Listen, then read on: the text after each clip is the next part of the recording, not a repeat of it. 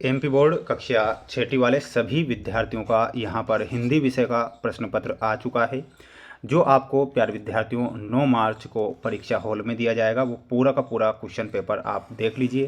ये पूरा का पूरा असली क्वेश्चन पेपर मेरे द्वारा यहाँ पर आपको बताया जाएगा, तो इसलिए आप सभी बच्चे इस पूरे के पूरे पेपर को ध्यान से देखेंगे। प्यारे विद्यार्थियों 26 के 26 प्रश्न में आपको इस वीडियो के द्वारा बताऊंगा, जो कि आप उसमें से 60 के 60 नंबर प्राप्त कर पाएंगे। ध्यान से पूरा पेपर देखना है, एक भी क्वेश्चन आपको मिस नहीं करना है, क्योंकि ये 100% प्यारे विद्यार्थियों असली प्रश्न पत्र है जो आपको परीक्षा में दिया जाएगा। जितने विद्यार्थी हमारे साथ नए जुड़े हैं, तो प्यारे विद्यार्थियों सभी छात्र चैनल को सब्सक्राइब जरूर करके रखें, क्योंकि मैं जो पेपर बताऊंगा 100% प्यारे विद्यार्थियों वही पेपर परीक्षा में छप जाएगा। आप देख सकते हैं ये पूरा का पूरा पेपर आ चुका है जो आपको परीक्षा में दिया जाएगा। साथ ही आपसे ये प्रश्न पत्र परीक्षा में पूछा भी जाएगा। 2.5 घंटे का समय होगा, 60 नंबर का पेपर होगा और सभी प्रश्नों को आपको करके आना है। पहला प्रश्न आएगा, दिसंबर को कौन सा त्यौहार मनाया जाता है, यानी कि दिसंबर माह में कौन सा त्यौहार मनाया जाता है? क्रिसमस, दीपावली, होली या फिर दशहरा? ध्यान रहे, इसमें आपको क्रिसमस करेक्ट आंसर के रूप में लिखना है, जो कि दिसंबर के महीने में मनाया जाता है और वो मनाया जाता है क्रिसमस का त्यौहार। दूसरा प्रश्न आएगा, कटुक वचन पाठ के अनुसार विनम्र होता है, तो विनम्र क्या होता है? अल्पायु होता है, ईर्ष्यालु, चालू या फिर दीर्घायु? प्यारे विद्यार्थियों कटुक वचन पाठ के अनुसार विनम्र जो बोलता है वो दीर्घायु होता है, यानी कि वो लंबी उम्र का होता है। ये आप यहाँ पर लिखेंगे। अगला प्रश्न देखिएगा, अगला प्रश्न परीक्षा में आएगा, ध्यान से देखिएगा। तीसरा प्रश्न रहेगा, बसंत का घर कैसे उजाड़ दिया गया, यानी कि जो बसंत ऋतु होती है उसका घर कैसे उजाड़ दिया? वृक्ष काटकर, वृक्ष लगाकर, सड़क बनाकर या फिर पहाड़ काटकर? तो प्यारे विद्यार्थियों यहाँ पर आपको वृक्ष काटकर लिख कर आना है, वृक्ष काटकर। ये हमारा क्या हो जाएगा? सही आंसर हो जाएगा। केरल का प्रमुख नृत्य कौन सा है? कुचिपुड़ी, भरतनाट्यम, कथकली या फिर भांगड़ा? प्यारे विद्यार्थियों केरल का जो प्रसिद्ध नृत्य है वो है कथकली। तो यहाँ पर आप क्या लिखेंगे?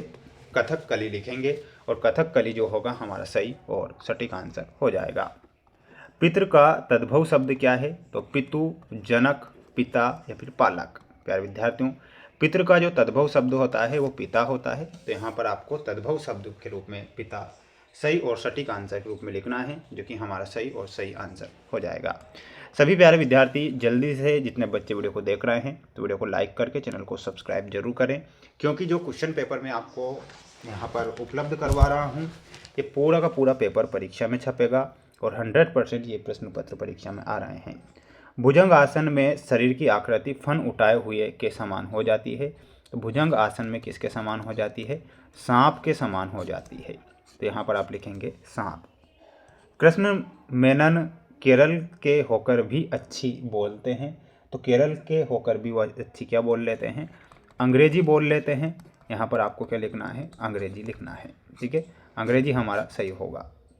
रण में जाने को खड़े तैयार दिखाई देते हैं, तो कौन खड़े दिखाई देते हैं? जो वीर योद्धा होते हैं वो खड़े दिखाई देते हैं, तो यहाँ पर आपको लिखना है वीर। राम प्रसाद बिस्मिल की माताजी का विवाह वर्ष की उम्र में हो गया था, तो यहाँ पर कितने वर्ष की में? तो लिखना है 11 वर्ष, तो 11 वर्ष सही है। नर शब्द का पर्यायवाची शब्द क्या होता है? नर शब्द का जो पर्यायवाची शब्द होता है इसमें आप लिखेंगे मनुष्य। मनुष्य क्या होता है? नर शब्द का पर्यायवाची शब्द होता है, तो इसमें आपको मनुष्य ध्यान रखना है। सभी बच्चे, सभी प्यारे विद्यार्थी वीडियो को लाइक कर चैनल को सब्सक्राइब जरूर करें, क्योंकि आपको जो क्वेश्चन पेपर में आज यहाँ पर बता रहा हूँ ये पूरा का पूरा प्रश्न पत्र आपको परीक्षा में दिया जाएगा और पूछा जाएगा। ये 2 नंबर में प्रश्न आएंगे, प्रत्येक प्रश्न के लिए 2 अंक अब निर्धारित होंगे। विनम्रता का हमारे जीवन में क्या महत्व है? तो विनम्रता का हमारे जीवन में क्या महत्व है? और यम और नियम कितने प्रकार के होते हैं? रानी लक्ष्मीबाई का घोड़ा क्यों अड़ गया था? यानी कि 11 से लेकर तो 16 तक के आंसर मैं बता रहा हूं, तो आप स्क्रीनशॉट ले लेना तुरंत। देखिएगा 11 से 16 तक के आंसर आ चुके हैं। विनम्रता का हमारे जीवन में क्या महत्व है? तो इसमें क्या लिखना है? विनम्रता हमारे जीवन में बहुत महत्वपूर्ण है, इसमें आपको लिखना है यह हमें दूसरों के साथ अच्छा व्यवहार करने, संबंध सुधारने और सफलता प्राप्त करने में सहायता करती है। विनम्रता से व्यक्तित्व में निखार आता है और विनम्र व्यक्ति का सभी लोग सम्मान करते हैं, ये आपको लिख कर आना है। 12वां क्वेश्चन परीक्षा में आएगा, ध्यान से देखिएगा। यम और नियम कितने प्रकार के होते हैं? तो लिखना है यम और नियम दोनों 5-5 प्रकार के होते हैं। जैसे कि यम अहिंसा, सत्य, अस्तेय, ब्रह्मचर्य और अपरिग्रह। नियम में शौच, संतोष, तप, स्वाध्याय और ईश्वर प्राणिधान। तो ये आपको लिखना है, ठीक है, ये 2 नंबर में आएंगे। रानी लक्ष्मीबाई का घोड़ा क्यों अड़ गया था? तो इसमें लिखना है रानी लक्ष्मीबाई का घोड़ा नदी के सामने अड़ गया था। ऐसा इसलिए हुआ क्योंकि वह नया था और उसने पहले कभी नदी पार नहीं की थी। ये आपको लिखना है। अगला क्वेश्चन आएगा, 14वां क्वेश्चन है परीक्षा में आने वाला। रामकृष्ण मेनन मूलतः कहाँ के रहने वाले थे? इसमें लिखना है रामकृष्ण मेनन मूलतः केरल के रहने वाले थे। ये आपको लिखना है। अगला प्रश्न था हमारा 15वां क्वेश्चन था, ध्यान से देखिएगा। मेहमान के घर आने पर हम क्या छिपाने का प्रयास करते हैं? तो इसमें आपको क्या लिखना है? मेहमान के घर आने पर हम अपनी गरीबी या अव्यवस्था छिपाने का प्रयास करते हैं, ये लिखना है। कुख्यात शब्द का विलोम शब्द क्या होता है? तो कुख्यात का विलोम शब्द होता है विख्यात। तो विख्यात आपको लिखना है। ये 2-2 नंबर वाले क्वेश्चन हो चुके हैं जो कि आपको परीक्षा में दिए जाएंगे। इसके बाद में प्यारे विद्यार्थियों, ये आपकी स्क्रीन के सामने 3 नंबर में क्वेश्चन आएंगे 17 से लेके तो 20 तक। तो इसके भी आंसर मैं बता देता हूँ, तो जल्दी से आप स्क्रीनशॉट ले लेना। देखिएगा 17वां क्वेश्चन हमारा था, यहाँ पर देखिएगा विनम्रता से क्या आशय है? ये 3 नंबर में आएगा। तो लिखना है विनम्रता का आशय आत्म जागरूकता और दूसरों के विचारों और भावनाओं की परवाह करने से है। इतना आपको लिखना है, ठीक है, ज़्यादा नहीं लिखना है, सिर्फ इतना लिखना है। 3 नंबर का रहेगा ये। अगला प्रश्न परीक्षा में आएगा, 18वां क्वेश्चन देख लो। अपना हिंदुस्तान कहाँ है कविता में उल्लेखित कवियों के नाम लिखना है या एक वैचारिक। देखिएगा इसका आंसर मैं अभी बताऊंगा, पहले इनका देख लीजिए। देखिएगा अभी मैं आपको इनका आंसर बता रहा हूँ, बिल्कुल रुकना है आपको।